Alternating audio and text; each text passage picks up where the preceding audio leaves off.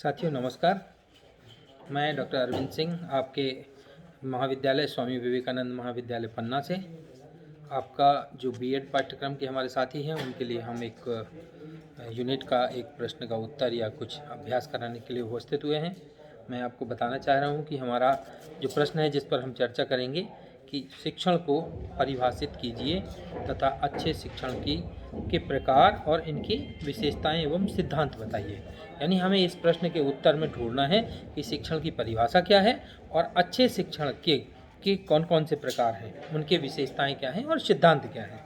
तो इस प्रश्न के उत्तर में हमें जिस चीज़ की तैयारी करना चाहिए उसकी रूपरेखा के जो बिंदु हैं उन पर मैं आपको बताऊं कि पहले हम आपके साथ प्रस्तावना पर बात करेंगे, शिक्षण का अर्थ पर बात करेंगे, शिक्षण कला का अर्थ पर बात करेंगे, शिक्षण की परिभाषा, शिक्षण के प्रकार, शिक्षण की विशेषताएं और शिक्षण के सिद्धांत पर।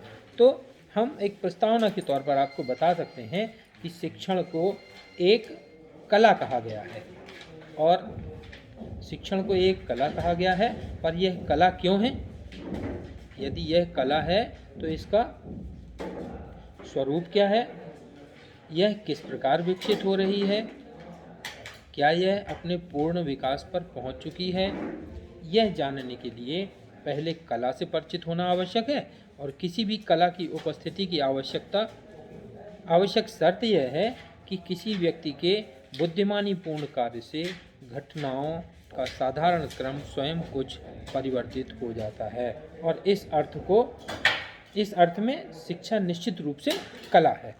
और हम यदि अर्थ की बात करें तो शिक्षण के व्यापक अर्थ में हम कह सकते हैं कि शिक्षण मनुष्य के जीवन में निरंतर चलने वाली प्रक्रिया है। हम आप हर समय चलते उठते बैठते एक दूसरे से बात करते कुछ ना कुछ सीखते हैं। तो कहा है कि शिक्षण मनुष्य के जीवन में निरंतर चलने वाली प्रक्रिया है और मनुष्य को अपने परिवार, विद्यालय, कार्यालय, समाज, वातावरण आदि से किसी न किसी रूप में शिक्षण प्राप्त होता रहता है। उदाहरण के तौर पर यदि हम कहें कि माता बच्चों को चलने का शिक्षण देती है और शिक्षण बालकों को इतिहास का शिक्षण देता है। और यह शिक्षण यहीं तक सीमित नहीं है, प्रत्येक व्यवसाय और उद्योग में प्रवेश करने में व्यक्तियों को शिक्षण दिया जाता है।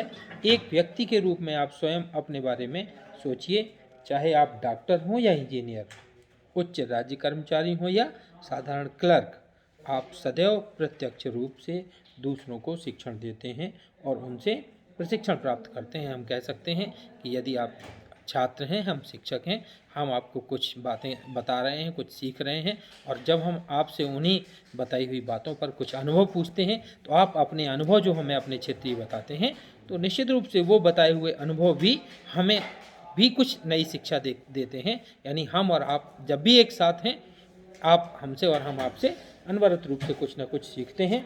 तो इस तरह हम आपने बताया कि जो शिक्षण का अर्थ है ये व्यापक रूप से यह अर्थ है।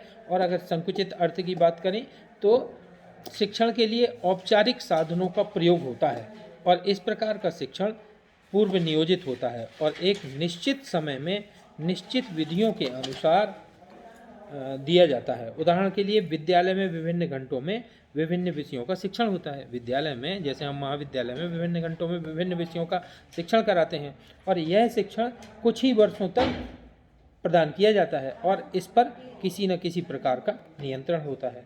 तो यह इसका एक संकुचित अर्थ है। और हम शिक्षण कला का अर्थ की बात करें तो शिक्षण का सामान्य अर्थ है बालक को ज्ञान प्रदान करना, किसी भी बालक को ज्ञान प्रदान करना, ये शिक्षण का अर्थ है। और शिक्षक जो कुछ भी कला शिक्षण और व्यक्तिगत शिक्षण में बालक के सर्वांगीण विकास के लिए करता है वह सब शिक्षण कला के अंतर्गत आता है।